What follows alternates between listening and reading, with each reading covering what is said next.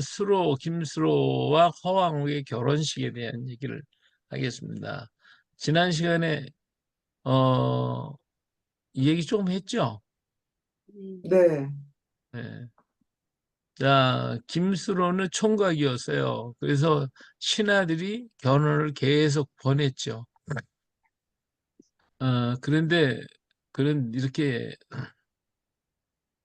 음, 내가 이곳에 내려오면 하늘의 명령이다. 나에게 짝을 지어 왕으로 삼게 함도 역시 하늘의 명령이 있을 것이니 그대든 염려하지 말라 하고 이렇게 얘기를 했어요.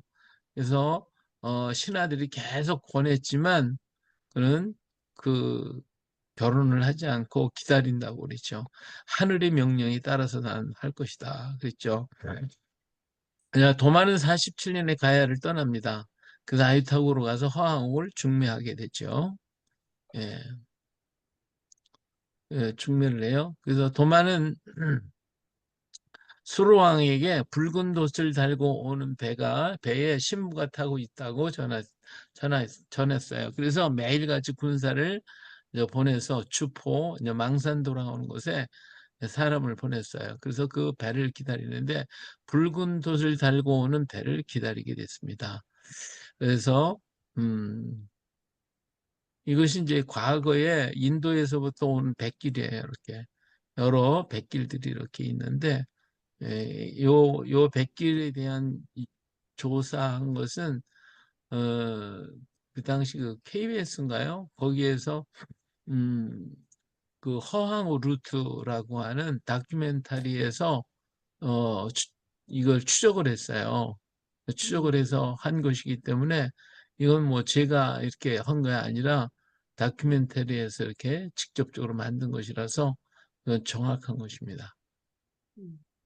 이렇게 해서 이제 말레이 반도를 지나가지고 이렇게 갔는데 사실은 이렇게 넓은 길로 이렇게 갔다고 하는 건 이렇게 얘기만 했지 원래는 이 당시 이제 배가 육지를 너무 멀리 떠나면 이 가기가 어렵거든요. 그래서 실상은 아마 지금 베트남 그리고 중국 연안 지역 이렇게 해서 여기 연안을 이렇게 따라서 이렇게 오지 않았을까 그렇게 생각을 하고 있습니다. 그 우리나라에는 이 당시에 무이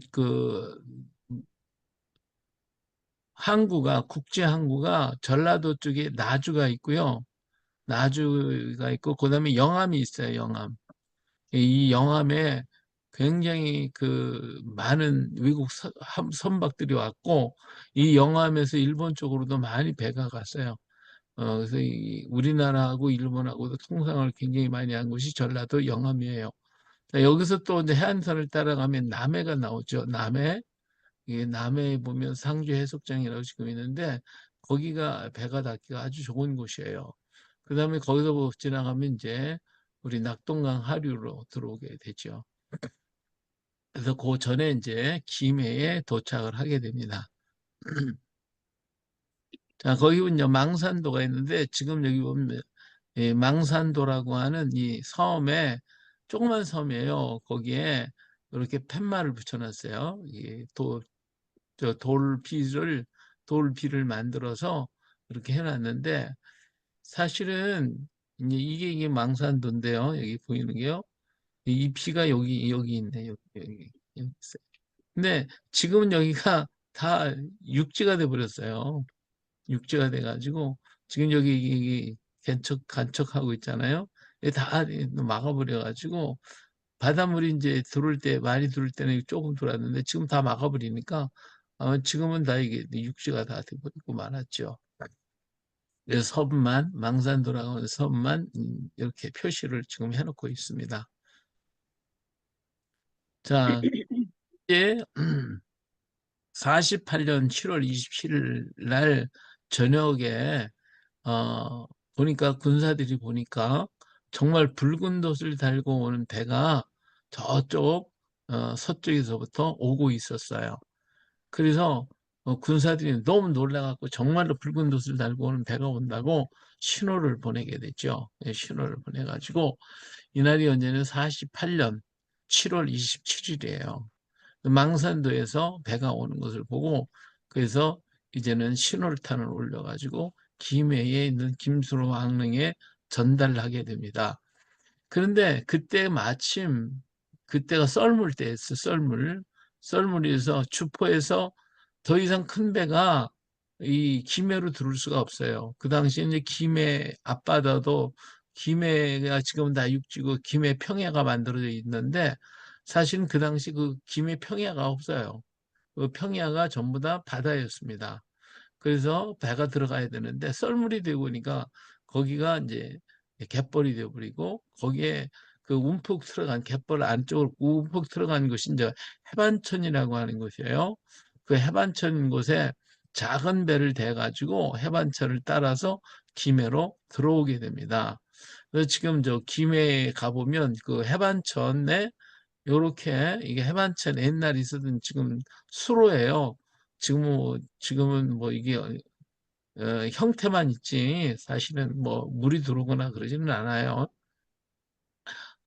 그런데 거기에다가 여기 배를 띄워놨어요. 이 배 타고 왔다고 하는 의미인데 사실은 뭐 이 배 타고 온 건 아니고 근데 지금은 이 배마저도 이게 한참 됐어요. 이 사진 찍은 지가. 근데 이 배마저도 다 썩어가지고 지금은 이것도 없어요. 지금 없어요. 하여튼 여기가 해반천이라는 곳입니다. 그래서 김수로는 이제 신하를 보내가지고, 결혼식을 거행을 하게 되는데, 허황우를 맞이하게 되죠. 여기 이제 해반천에 와서 김해 앞에, 지금은 여기가 봉황동 유적지가 있어요. 봉황동 유적지. 거기에 이제 배가 도착을 해서 내리게 됩니다. 자, 여기가 지금 여기 해반천이고요. 여기 봉황동 유적지가 있어요. 이렇게. 여기 이제 마을이 과거에 있었던 곳인데 이것이 이제 가야 시대의 집들이에요. 가야 시대 집이에요. 진짜 집입니다. 이거 가야 시대에 있는 집 모양을 그대로 복원한 거예요. 음, 이것은 여기를 발굴을 했을 때에 여기에 있었던 집 기둥자리를 발견을 했고 요 집 모양은 그 당시 가야의 이렇게 토기의 모양을 만들어서 토기가 있어요. 그 모양을 그대로 가지고 이 집을 이렇게 만들었어요. 그리고 이쪽은 망대로 돼 있고요. 요 산 너머에 가도 이렇게 마을이 있어요. 그 가야 시대의 마을이 있어요. 지금처럼 무슨 벽돌로 짓는 게 아니라 이렇게 나무에다가 이형을 엮어가지고 이렇게 만든 집들을 만들었던 것을 볼 수가 있고요. 이건 그래도 좀 고급스러운 집입니다. 왜 이렇게 만들었냐면 여기가 옛날에 물가거든요. 이게 저 해반천에서 지금 말하면 해안가가 되겠죠. 그러다 보니까 이게 이 기둥을 이렇게 세워가지고요. 이게 높아요, 여기가. 2층이에요, 말하자면 2층 밑에 이 기둥이 있는 음, 이 밑에는 이제 진흙벌이 되겠죠. 그래서 여기 이제 음. 기둥이 이렇게 있어요. 기둥이 그 위에 집을 짓고 있는 거죠. 아, 그런 집들인데 이 집은 굉장히 잘 지은 집들이에요. 잘 지은. 이 사람들은 이제 무역 같은 걸 하다 보니까 고기를 잡고 그래도 괜찮게 살았던 사람들 같아요. 자, 여기에 이제 도착을 하게 됩니다. 음. 그러면 우리가 여기서 알 수 있는 게 있어요. 48년 7월 27일 날 이제 삼국유사에 기록된 기록입니다. 삼국유사에 48년 7월 27일 날 저녁 때에 썰물이었다는 거예요. 썰물이어서 주포에서 큰 배가 들어갈 수가 없으니까 작은 배를 갈아타고 해반천이라고 이제 골짜기로 만들어진 그곳으로 이제 배가 들어갔는데 자, 그렇다고 하면 지금 과학적으로 뭘 알 수 있냐면 48년 7월 27일 날 저녁 무렵이 과연 썰물이었냐 이거를 지금 알 수 있어요? 몰라요? 어, 뭐 알 지금은 수 있을까? 그 다 알 수가 있어요. 예, 전부 다. 그래서 지금 조사를 해보니까 정말 정확하게 맞는 거예요. 정확하게. 그래서 옛날에 이 삼국 유사를 못 믿는 거다, 믿을 수가 없다라고 얘기를 했는데 지금은 여기 기록된 연대가 다 정확하게 맞으니까 그러니까 음, 말을 할 수가 없겠죠. 예. 그래서 이 사실이, 이 기록이 사실이라고 하는 것을 알 수가 있습니다. 이제 가야에 오시면, 여기 김해 오시면 여기 구경하실 수가 있어요. 여기 그 가야 시대로 돌아갈 수 있습니다. 이렇게 돼 있어요. 아까 여기는 저기 이렇게 쳐놨기 때문에 잘 안 보이는데, 여기 봐요. 이렇게 기둥 있잖아요. 기둥으로 네. 사다리를 놓고 이렇게 올라갈 수 있도록 만들었죠. 여기에요. 이게 진짜 있었던 자리예요. 이게 이제 발굴해서 여기가 기둥자리에다 기둥을 세워가지고 요대로 만든 거예요. 요대로. 예. 그리고 여기가 이제 봉황동 유적지라고 해가지고 여기가 말하자면 결혼식장입니다. 결혼식장. 예. 자, 여기서 이제 해반천에서 내렸어요. 자, 여기 보니까 여기 허항옥, 과학으로 본 허항옥 3일이라고 하는 거 있잖아요. 이 네. 프로그램에서 이게 다운받은 거예요. 이 당시 붉은 돛을 달고 오는 인도에서부터 온 배에 여기에 싣고 있는 물품, 그리고 곡식, 사공들 이렇게 타고 왔다 하는 것이 다 이게 밝혀졌어요. 전부 다 밝혀졌어요. 이건 뭐 과학으로 밝힌 것이니까. 예. 자, 그리고 이 당시 허항옥을 갖다가 상상해서, 그 당시 모든 것을 상상해서 그린, 예, 요새 컴퓨터로 다 만들잖아요. 황옥의 네. 얼굴입니다. 어때요? 예뻐요? 완전 미인이네요. 미인이죠? 네. 예, 이 얼마 전에 이거 이 방송에 나왔었어요. 과학으로 본 황옥의 3일이라고 해가지고, 그 황옥을 이렇게, 예, 하여튼 이 컴퓨터로다가 만든 얼굴이에요. 굉장히 근데 지금 예뻐요. 인도 사람들은 피부가 감잖아요. 예, 예, 근데 예, 어떻게 컴퓨터. 하얘요? 예. 근데 그것은 인도 사람들은 하얗지, 저 검지만 그 음, 위에는 이제 백인들이 살아요. 그리고 이 음, 사람들은 전부 다 이스라엘 계통의 사람이기 때문에 색깔이 좀 음, 다르죠. 음. 음, 자, 그다음에요. 자, 그랬는데 여기서 이제 무슨 일이 생겼냐면 허황옥이 이제 바에서 딱 내렸어요. 그러니까 그 김수로 왕이 보낸 신하들이요. 전부 다 몰려와가지고 전부 다 인사를 하고, 그리고 궁으로 허황옥을 모시고 가려고 그러니까 허황옥이 어떻게 했겠어요? 아까 뭐 거부했다고 나왔던데. 예. 이 허황옥이가 난 안 간다고 그러는 거죠. 이 왕걸로 궁궐로 모시려고 그러니까 안 간다고 그러는 거예요. 깜짝 놀래가지고 아니 왜 안 가시려고 그러십니까? 난 결혼도 안 한 처자가 어떻게 남의 외간이 남자의 집에 가냐? 나는 못 간다 하고 딱 거부를 하니까 신하들이 깜짝 놀란 거죠. 그래가 이 사실을 갖다 김수로한테 보고를 합니다. 김수로한테 보고를 하니까 김수로왕이 그 말을 듣니 그 말이 옳다. 결혼하지도 않고 어떻게 신랑이 집에 올 수가 있냐, 들어갈 수 있냐. 그래서 금방 뭐 하겠어요? 결혼식장을 만들게 했죠. 이 음, 결혼식장을 만들게 됩니다. 이 결혼식이 이제 이스라엘식의 결혼식과 똑같아요. 자, 그러면 결혼식장을 만들려면 후파가 있어야 돼요. 후파. 이 이스라엘 사람들이 이제 후파인데 이것이 이제 후파예요. 이 음, 뜰에다가요. 이렇게 흰 천으로다가 방을 하나만 이렇게 텐트처럼 하나 딱 만들어 놔요. 여기에 신부가 요 안에 기다리게 할 수 있도록 만든 요걸 후파라고 그래요. 자, 그다음에 요것은 2002년에 텔레비브에서 실제로 만들어 놓은 것을 그때 결혼식에서 찍은 거예요. 그래서 이 후파는 이는 그 민족의 천막 생활을 생각하고 하나님 보호 아래 새 가정을 이룬다라는 의미가 있어요. 그리고 이 실외에다가 후파를 만드는 것은 밤하늘의 별을 보면서 아브라함에게 주신 번성의 약속을 상기하기 위해서 이렇게 밖에서 별을 바라보고 신부가 하늘의 별처럼 자손이 많아진다고 하는 그 말씀을 기억하고 기도하는, 그러면서 신랑을 기다리도록 하기 위해서 이런 후파를 만들어 놓습니다. 자, 그런데 이 실내에다 할 때는 이렇게 만들어요. 실내 장식을 이렇게 해서 신부가 기다리게 합니다. 이스라엘 사람들은 이제 결혼을 갖다가 대부분 저녁에 하잖아요. 그렇죠? 예, 저녁에 네. 해요. 그런데 그 저녁에 하는데 해질 때부터 시작해서 언제 신랑이 올지를 몰라요. 그러니까 신부는 어떻게 해야 돼요? 해질 미리. 무렵부터 기다려야 돼요. 여기 앉아도 음, 기다려야 돼요.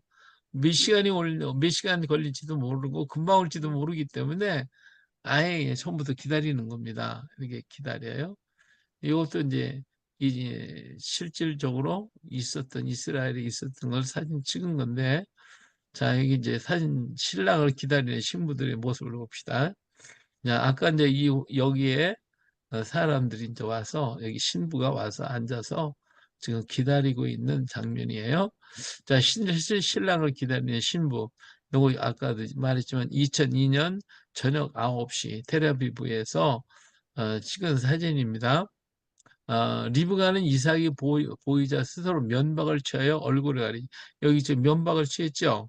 예, 네. 면박을 이렇게 얼굴을 이렇게 가리고 있어요. 그럼 주변의 사람들은 신랑을 기다리는 열처녀처럼 들러리 역할을 하고 있는 가족들이 신부가 혼자 있기 힘들으니까 같이 둘러 앉아서 들러리처럼 온 식구들이 거기서 같이 있어요. 자, 이렇게 있을 때도 있고요. 그 다음에 이렇게 있으면서 이 신부는 앉아서 이렇게 기도서를 가지고 읽기도 해요. 혼자 이렇게 앉아서 기도하고. 애들이 지금 다 쳐다보고 있는데, 그런데 신랑을 기다리는 거예요. 이렇게.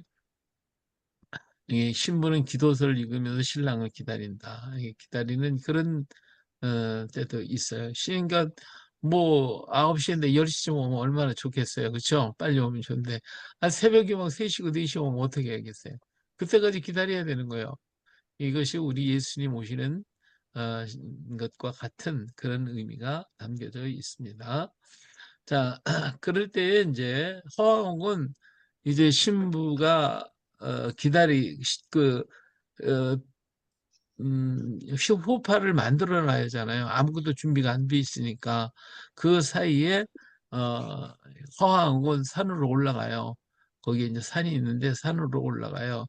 그래서 여기 보면 거기 하늘문이라고 이렇게 비석이 하나 있는데, 그 산에 올라가서 저 서쪽을 바라보고 인도 쪽을 바라보면서 자기가 어, 바지 입었던 비단 바지를 벗어 앞에다 놓고 고향 쪽을 바라보면서 부모에게 큰절을 올려요. 이제 저는 여기에서 결혼해서 이 땅에서 살게 됩니다. 하면서 마지막 부모님을 향하여 인사를 하고 거기서 기도하면서 기다리고 있다가 산에서 내려와서 후파로 들어가요. 그래가지고 거기서 결혼을 하게 됩니다. 결혼식을 하고, 그러니까 아까 그 장면에서 후파가 만들어지고 거기에 천막이 쳐져요. 그 봉황동 유적지에 천막이 쳐져서 그곳에서 이제 2일 동안 신혼을 보내게 됩니다. 2일 동안. 자, 그 김수로 왕과 허왕우가 이것은 김해 김씨 종문에서 나온 그 족보에 기록되어 있는 사진이에요. 이게 뭐 그림이죠. 사진은 아니고. 음, 예, 그 젊었을 때의 김수로왕과 황옥의 모습이라고 할 수 있죠. 지금 김수로 왕릉에 가서 보면 이런 것이 아니고 나이가 들어있는 이런 모습이에요. 이런 모습으로 지금 김수로 왕릉에 가서 보면 이런 모습을 하고 있는데 김해 김씨 그 족보에 보면 이렇게 모습을 하고 있는 그림이 있어요. 음. 이거 구하느라고 애썼어요. 이거 김해 김씨 그 족보 그래서 고서점에서 어, 찾아서 하게 된 거예요. 자, 이렇게 해서 결혼식을 하고 이틀 동안을 천막에서 이스라엘 민족이 다 천막 생활을 했잖아요. 그곳에서 만나서 둘이서 어떻게 자기가 오게 된 얘기를 쭉 하게 됩니다. 이제 도마가 와가지고 왕한테 이 허왕의 아버지한테 이제 얘기를 하죠. 어머니하고 김수로에게 시집을 보내십시오. 할 때 그 당시 16살밖에 먹지 않은 허왕욱이 그걸 갖다가 보낸다고 그러니까 부모님이 반대를 하죠. 그 먼 나라에 어떻게 보내냐. 안 된다. 그런데 그날 저녁에 하나님께서 나타나셔서 김수로는 내가 점지한 사람이다.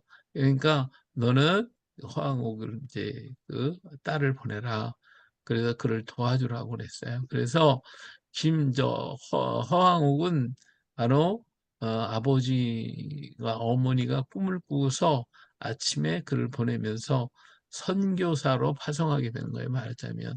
가서 김수로 왕을 도와줘라 해서 가게 됐죠. 자, 이렇게 해서 결혼식을 아주 성대하게 치르고 이틀 동안 그곳에서 자기가 지금까지 오게 된 얘기, 그런 김수로가 또 호황을 기다린 얘기, 이런 얘기를 하면서 이틀을 거기서 지내고 그리고는 왕궁으로 들어가게 됩니다. 자, 여기서 그러면 이 두 사람은 어떻게 대화를 나눴을까요? 진짜 내가 그게 퀘션이었는데. 음. 어떻게 대화를 했을까요? 그러게요. 이 두 분은 같은 히브리 사람들이에요. 그렇기 때문에 음, 히브리어로 하지 않았을까 생각이 음, 듭니다. 우리 고대 언어는 어, 히브리어였어요. 그래서 음, 이 사람들 둘은 같은 말로 했어요. 김수로 왕은 기마민족 출신이면서 북방계 이스라엘 계통의 사람이고요. 이분은 허신은 후레 후손이라고 그랬잖아요. 후레 네. 후손이기 때문에 남방으로 온 남방계 이스라엘 계통의 사람이라 이들이 음, 알고 있었던 것은 아마 뭐 많이 잊어버렸겠죠. 뭐 언어도 많이 잊어버렸겠지만 두 사람은 그래도 그런 말 가지고 소통을 했을 것이다. 라고 음, 하는 것입니다. 음. 그래서 아까 죄송합니다, 목사님. 아까 그 사진 그렇게 보여준 거 있잖아요. 젊은 예, 김수로 예. 왕. 외국 사람 같이 생겼어요, 사진이. 그죠? 외국 사람 같아요? 네. 한국 사람 아, 같지 않잖아요. 예. 옛날에 우리나라 사람들이 이 전부 북방계거든요. 이게 북방계, 여기 남방계. 여기 오기 음. 때문에 차이가 많죠. 근데 근데 그것이 사실 이제, 우리 아버님도 외국 사람 같이 생겼거든요. 예. 예. 지금 우리나라 사람들 보면, 지금 외국 사람이 많이 들어와 살긴 하지만 그 사람들 빼놓고, 예. 네. 이게 보면 그 얼굴이 좀 까마잡잡한 인도 계열 사람들, 김해김 씨 중에 피부가 검은 사람들도 많이 있어요. 음. 근데 우리 아버지는 그래서, 서양 쪽 얼굴 같아요, 얼굴이. 코도 높고. 그렇게, 유럽 쪽 계통 사람들이 그런 모습도 있고 신라 시대의 무덤에서 보면 여러 종류의 사람들이 인굴이 나와요. 그런 거 음, 유럽 계통의 사람들이 인굴이 나오기 때문에 놀랍죠. 근데 그 발표를 안 해서 음, 그렇지. 어, 그래서 우리는 지금 단일 민족 그러지만 사실은 어때요? 아니죠. 다국적. 네.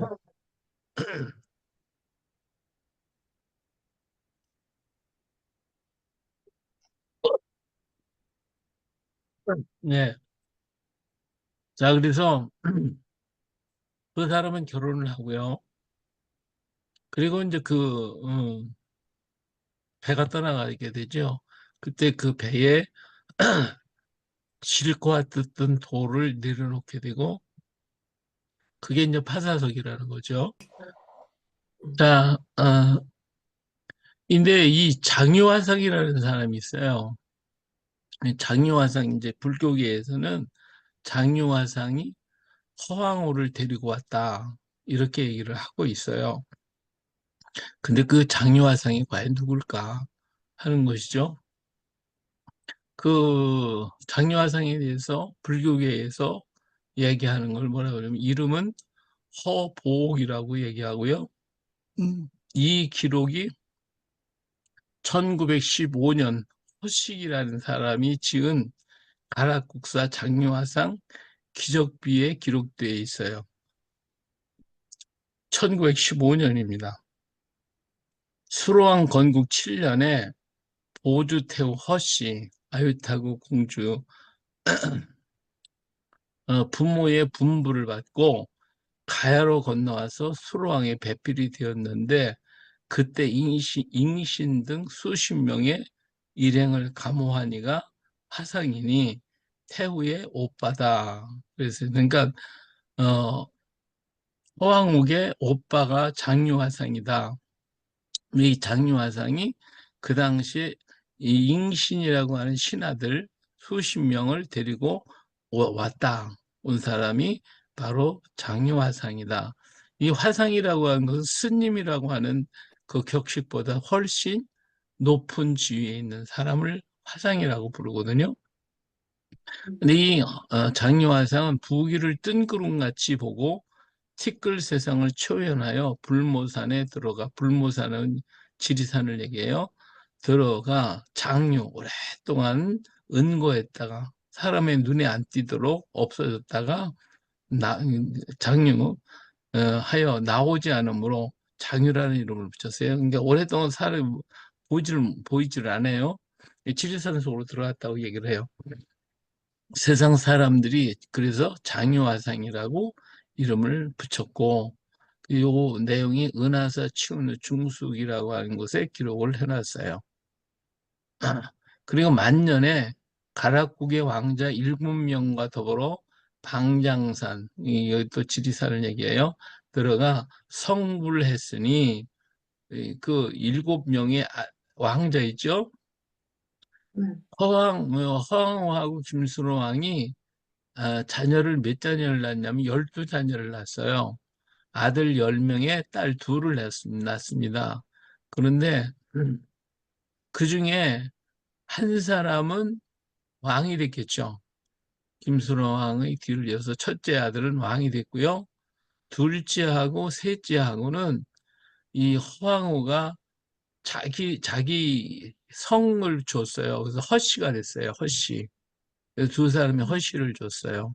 그래서 그 세 사람을 제외한 나머지 7명을 그 장유화상이 데리고 지리산으로 들어가서 성불을 했다는 거야. 성불해서 하늘로 올라가 버렸대. 그래서 지금 이제 하동에 가면 칠불사가 있는데 바로 거기에서 이렇게 성불이 됐다. 칠불암의 그 설화에 그렇게 기록되어 있어요. 설화로 전해져 오죠. 자, 그리고 이 내용은 장유사라는 절의 대웅전 지편에 있고 거기에 장유사 안에 장유 화상이 영정이 있어요. 그리고 거기에 영정이 뭐라고 써 있냐면 월시 국내 가락국사 장유대 화상이라고 이름이 써 있어요. 월나라에서부터 온 가락국사 장유화상이다. 예, 자, 이렇게 얘기를 하고 있는데 성불을 했다고 하는 것은 말이 안 되잖아요. 그렇죠? 어떻게 사람이 성불을 해요? 예, 이건 뭐 불교에서 그냥 또 얘기지만 실제는 그런 일이 아닌데 사실은 요 내용이 섬진강에서 도마가 배를 타고 일곱 왕자와 함께 떠난 이야기를 기록한 것이 아닐까 그렇게 생각해 보는 거예요. 자, 그 이유가 여기 이제 장유사라는 절이 있어요. 장유사라고 하는 절에 가서 보니까 여기에 이 장유화상의 기념비가 있고요. 여기는 이제 그 사리가 있다고 해서 사리암이 있어요. 이게 이제 장유화상의 이제 그림이에요. 이게 장유사는 장유화상을 기념해서 만든 절이거든요. 그래서 이렇게 장유화상이 여기에 있습니다. 자, 그런데 과연 장유화상이 있는가라고 하는 거예요. 장유화상이 정말 있었느냐라고 하는 것이죠. 음, 여기 인제대학교 이영식 교수는 김해 뉴스에 연재했던 신김해 지리지에 이런 얘기를 썼어요. 1454년 세종실록 지리지에 따르면 이 불모산이라고 하는 산이 있었느냐. 처음에는 이 불모산이니까 부처님의 어머니라는 뜻이잖아요. 처음에는 부처와 무관한, 그러니까 이 불모산은 부처하고는 아무 상관이 없는 거예요. 예, 상관이 없는 부울무산, 부울무산을 나중에 불모산이라고 이렇게 바꿔서 불렀다는 거죠. 원래 이름은 부울무산이었다. 불모산이 처음 등장한 것은 1469년 경상도 속찬 지리지에서이다. 그랬어요. 그러니까 원래는 부울무산이었는데 세월이 흐르다 보니까 이것이 불모산이라고 이름이 바뀌어졌다. 불이 되는 거죠. 불이 되고 그냥 불모산이 되버린 것이죠. 네, 이러한 의미가 있었다라고 하는 거예요. 1454년에서 69년 사이에 대청리의 장유사가 그때 장유사가 처음으로 만들어져요. 생긴 절의 내력이에요. 부울무가 불모로 되었고 오래 나오지 않았다는 얘기에도 장유화상의 글자 뜻과 계곡이 어울려서 만들어진 전설이라고 전해져 오고 있습니다. 이 장유라고 하는 말도 역시 장유화상을 생각하고 만들었다고 얘기를 하는 건데 장유화상이 나타난 것이 바로 1400년대였음을 볼 수가 있어요. 자, 여기 사리탑을 치고 산 나무가 17m, 전나무가 200세 정도라고 하니까 사열 정원 비석도 1915년 5월에 건립된 것이에요. 그래서 이건 믿을 수가 없는 거죠. 또 이련 스님이 쓴 삼국유사 가락기에 장유화상에 관련된 내용이 하나도 없어요. 진짜 원문에는 없다 그런 말이죠. 그 다음에 장유화상이 창건했다고 한 사찰 중에 가장 유명한 절인 신호산 은하사 대웅전. 그 사람들은 이제 신호사를 장유화상이 지었다라고 얘기를 하는데 그러면 신호산 은하사의 그 대웅전에 장유화상에 대한 흔적이 있어야 할 것 아니겠어요? 근데 이거 지금 경남 유형문화재 제238호에 이 신호산 은하사가 중건 상량문, 다시 말하면 거기에 보면 수로왕의 창서설화가 나오지만 여기에도 그 장유화상 관련 기록은 없어요. 다시 말하면 이 장유화상에 대한 얘기가 신호사 속에는 신호사의 기둥에 이제 상량문에 보면 수로왕이 만들었다. 이 신호사를 수로왕이 지었다라고 하는 말은 있는데 장유화상에 관한 것은 하나도 없다는 거예요. 이게 최초의 기록이 전혀 없다는 것을 볼 수가 있습니다. 그리고 이것이 언제 만들었어요? 1801년에 지었다라고 하는 것이 기록되어 있어요. 그러니까 얼마나 후대해진 거예요. 후대에 만들어진 얘기예요. 그리고 그 사람들이 이제 허황우가 남방불교를 가지고 왔다. 이렇게 얘기를 많이 해요. 왜 정말 남방불교를 가져왔을까? 예, 남방불교의 특징은 대중의 포교와 구제를 목표로 하는 북방의 대승불교와 달리 개인의 수행에만 정진하고 절이나 탑 등을 남기지 않아요. 그래서 이런 남방불교의 장유화상이 그렇게 많은 절들을 건립하고 남겼다는 것은 모순이죠. 다시 말하면 가야를 복원한다고 지난번에 했었는데 그때 가야 복원할 때 가야 시대에 있었던 절 30개가 없어졌어요. 그 30개를 다시 복원하겠다라고 했거든요. 그러면 장유화상이나 이 불교가 30개의 절을 지었다는 얘기예요. 그런데 남방불교의 특징은 그렇게 하질 않아요. 이제 태국 같은 데 가서 보면 이 절간을 크게 지었지만 이게 절간 하나밖에 없어요. 여러 개를 많이 만들어 놓지를 않아요. 그리고 이 사람들은 이렇게 수행을 하기 위해서 이렇게 다니면서 사람들이 갖다 주는 음식을 받아 먹는 그런 일을 하잖아요. 그래서 포교가 아니라 자기는 수양이지 남방 불교는 특징이 그러지 않다라고 하는 것을 말할 수가 있어요. 또 이야기 가야사를 쓴 역사학자 이희근 씨는 허황어설화는 불교적으로 윤색된 이후의 산물이며 장유화상에 대한 자료도 기껏해야 조선 후기나 구한 말에 기록되었다. 라고 지적을 하고 있고 장유화상은 고려 말이나 조선 전기 기록에도 확인할 수가 없으니 고려 시대조차도 없다는 거예요. 그의 이름은 1708년 명월사 승려 증훈이 찬설한 명월사 사적비에 처음으로 나올 뿐이지 실질적인 기록은 아니다. 라고 하는 것을 여기서 분명하게 말해주고 있죠. 인제대 이영식 교수, 합천박물관 조원영 관장 등 가야사 전공자들은 장유화상이 조선 후기 민중들과 사찰에 의해서 만들어진 인물일 가능성이 있다고 보는 거예요. 그래서 이 장유화상이라고 하는 사람은 실존 인물을 바탕으로 쓴 것이라면 정말 장유화상이 실존 인물이라고 하면 이가 도마일 가능성이 많다라고 하는 사실이에요. 왜냐하면 이 허황옥이 오빠 또는 동생이라고 전하고 있는데 허황옥이 시집 올 때 함께 왔다는 것이죠. 칠부람의 유사의 김해 가락국 수로왕이 잠룡으로 계실 때 서역 월지국 보옥 선사가 큰 인연이 동쪽에 있음을 보고 그 메시를 데리고 바다를 건너와서 수로왕과 배패를 이루었다. 그리고 이제 이렇게 얘기를 하고 있어요. 그 칠부람에 가서 보면 이런 내용이 있는데 어, 정말 장유화상이 그렇다면 이 사람은 장유화상이 도마일 가능성이 많다라고 하는 것이죠. 그 왜냐하면 여기서 메시를 데리고 온 게 아니라 중매를 한 거죠. 예? 허황옥을 중매를 했어요. 그래서 왔어요.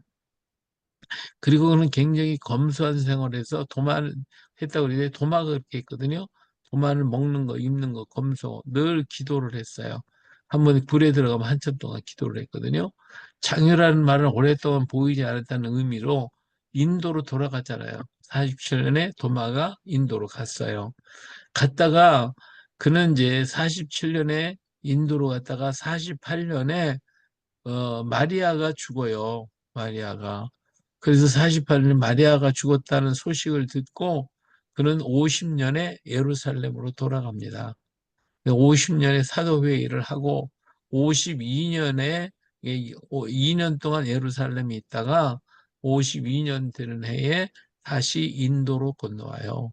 인도로 와가지고 거기에서는 인도 남부지방에 와서 이 72년까지 살게 돼요. 20년 동안. 52년부터 72년까지.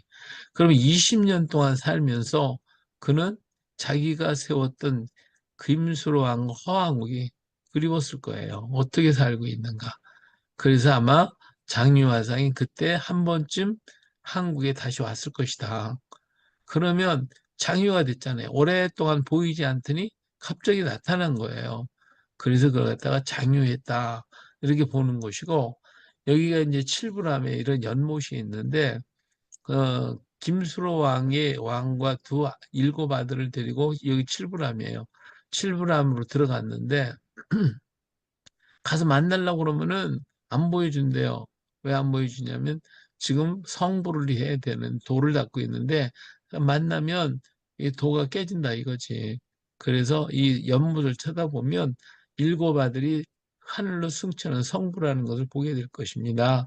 그래서 이걸 쳐다봤더니 정말로 성불해서 올라가더라는 거죠. 그래서 이 연못이 지금도 있는데 사실은 여기에 섬진강이 여기에 연결이 있어요. 그래서 장유화상이 아마 섬진강에서 배 타고 그러면서 일곱 아들을 데리고 인도로 가지 않았을까. 그렇게 보는 거예요. 왜 그러냐면 도마는 인도 남부에 가서 20년 동안 7개 교회를 만들어요. 7개 교회. 이 7개 교회가 뭐예요? 7명의 아들들을 데리고 가서 그들을 훈련시켜 가지고 7개 교회에 어떤 중직을 세우지 않았을까. 그렇게 생각을 해보는 거예요. 그래서 예, 실질적인 사람을 보고 얘기를 한다면 장유화상은 도마를 얘기한 것이고 그렇지 않다면 거짓말이죠. 잘못된 거죠. 예, 이게 도마의 2차 방문을 연상시킨다.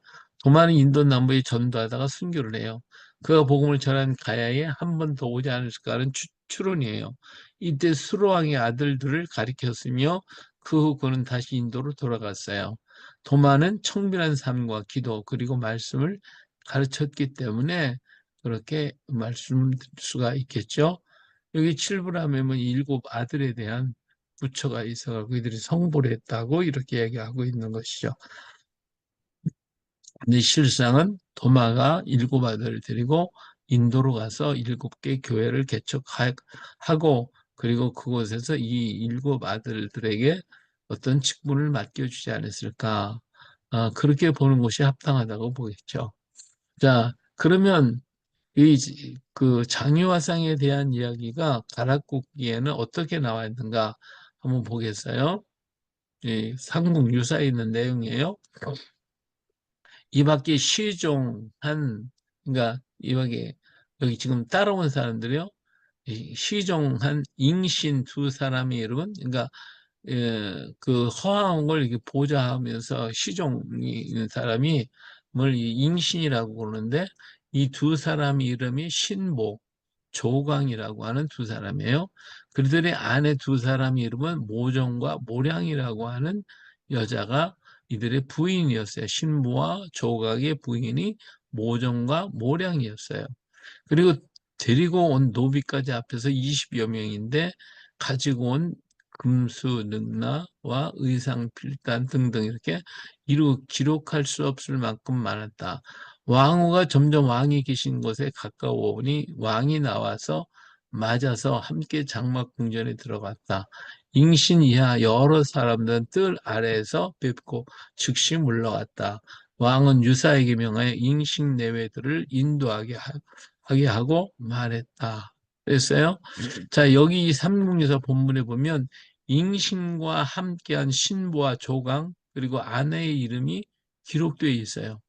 이렇게 중요한 이렇게 되어 있는데 그러면 이들을 만약에 장유화상이 데려왔다 그러면 어떻게 이렇게 아내들의 이름까지 기록을 했는데 중요한 장유화상의 이름이 기록되지 않았다라고 하는 것은 이건 이상하잖아요. 이건 말이 안 맞는다 이 말이에요. 장유화상은 1915년 허식이 지어낸 이야기이거나 전해온 이야기를 불교화시킨 것으로 볼 수가 있고요. 실제 인물이라면 그의 행한 일들을 보면 그는 도마일 수밖에 없었다라고 하는 것이죠.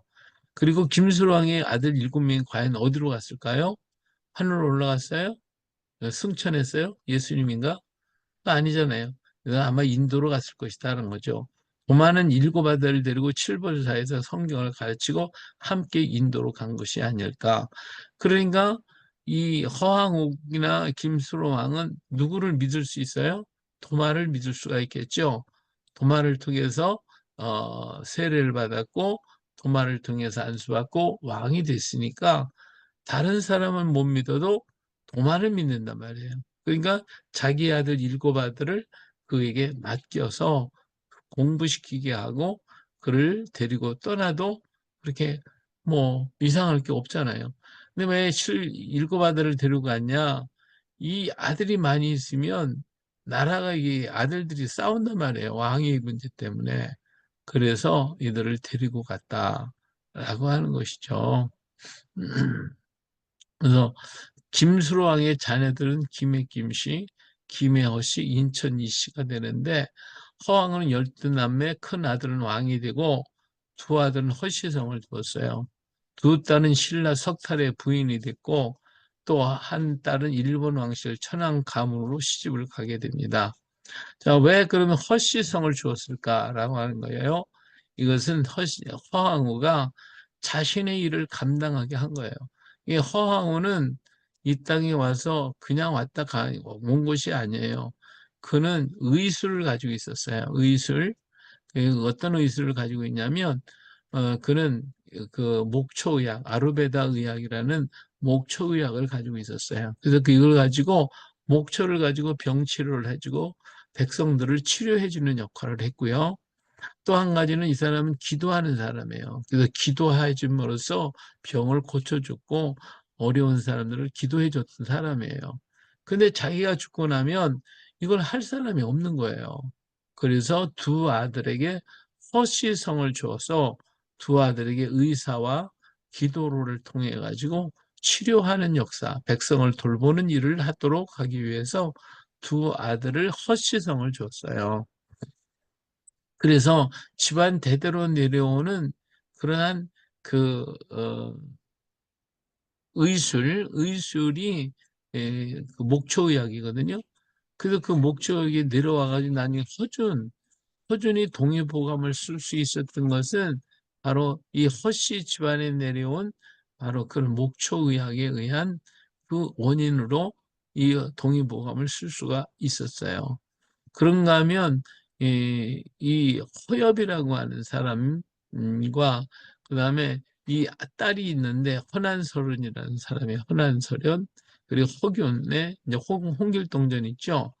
예. 근데 이 허난설은이라는 사람은 이 허엽이라고 하는 분의 딸인데 이 허엽이라는 사람은 세 아들을 들이고 있어요. 세 아들. 거기에 딸 하나가 있었어요. 이 딸을 갖다 사남매를 그 당시에 조선시대에 공부를 가리키는데 하나도 차별하지 아니하고 네 사람을 한 스승 밑에서 공부를 시켰어요. 이렇게 여성이라고 차별하지 않고 공부를 시키고 했기 때문에 허난설은 그 당시 한시로 최고의 유명한 시인이 됐어요. 그래서 중국에서 이 허난설원의 시 한 편을 가지고 가면 큰 보물로 생각을 했어요. 그래서 중국의 사신들이 와가지고 허균에게 허난설원의 시 한 편 달라고 사정을 했거든요. 그 시 한 편을 가지고 가면 그 사람은 최고의 보물을 얻었어요. 그만큼 이 허난설원의 시가 중국에서 인기를 끌었던 것을 볼 수가 있어요. 이만큼 이 허씨 집안은 평등, 이 계급이 아니라 하나님 안에서 똑같다라고 하는 남녀 평등을 전부 다 주장했던 사람, 그리고 신분 타파를 위한 홍길동전을 쓸 수 있었던 것이 그냥 된 것이 아니라 이런 사상과 이런 생각이 예수 믿는 이 집안에 흘러오고 있었다라고 하는 것이죠. 그들이 바로 도마의 교육으로 인해서 이루어진 것이다 하는 것을 볼 수가 있습니다. 그래서 지금 우리 산청에 보면 이런 동의보감철이 있어요. 동의보감천. 그래서 한번 여러분들 와서 보시면 좋은 것을 가지고 될 것입니다.